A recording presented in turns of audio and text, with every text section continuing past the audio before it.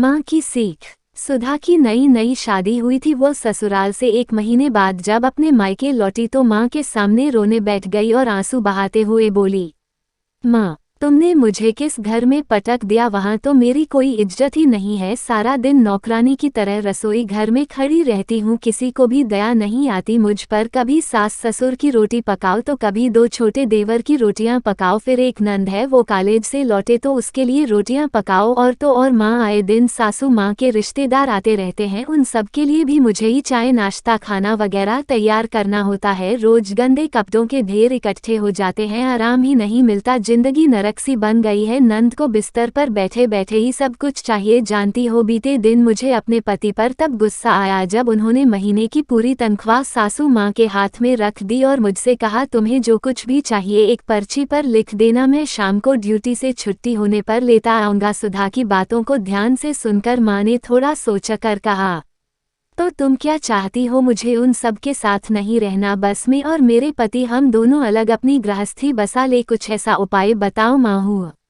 बेटा, तुम्हारे पास 2 ही रास्ते हैं, एक तो तुम वहीं रहो और उन सब की सेवा करो, क्योंकि वह परिवार भी अब तुम्हारा ही है, और अगर तुम चाहती हो तो तुम अपने पति को किसी किराए के मकान में ले जा सकती हो। वहाँ तुम्हें किसी का खाना नहीं पकाना पड़ेगा, किसी के कपड़े नहीं धोने पड़ेंगे, पति की पूरी तनख्वाह भी हाथ में ही तुम्हें मिलेगी। लेकिन याद रखना, जब तुम्हारे कोई पुत्र होगा और जब वो बड़ा हो जाएगा, उसकी भी शादी होगी, घर में तुम्हारे जब बहू आएगी, उस वक्त तुम यही चाहोगी कि मेरा बेटा और मेरी बहू मेरे ही साथ रहे और मैं अपने नाती पोतों के साथ खेलूं।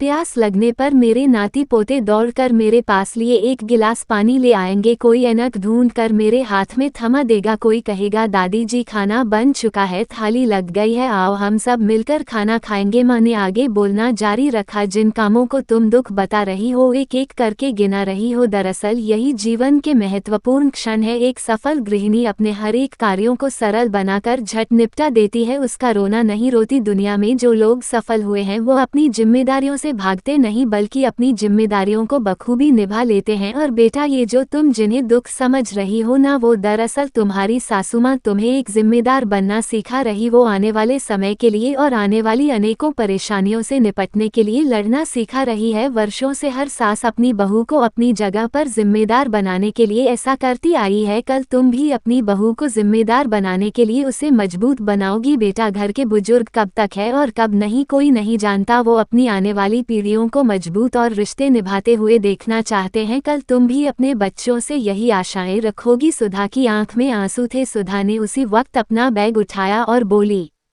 बस माँ, मैं समझ गई, आपकी बातों में अनमोल सीख है, मैं चली अपने ससुराल, शाम होने वाली है। सासू माँ के पैरों में दर्द रहता है, उनके घुटनों की मालिश भी करनी है। सुधा इतना कहकर मुस्कुराती हुई ससुराल की ओर चल दी। वहीं दूसरी ओर माँ अपनी बेटी की समझदारी पर मुस्कुरा रही थी।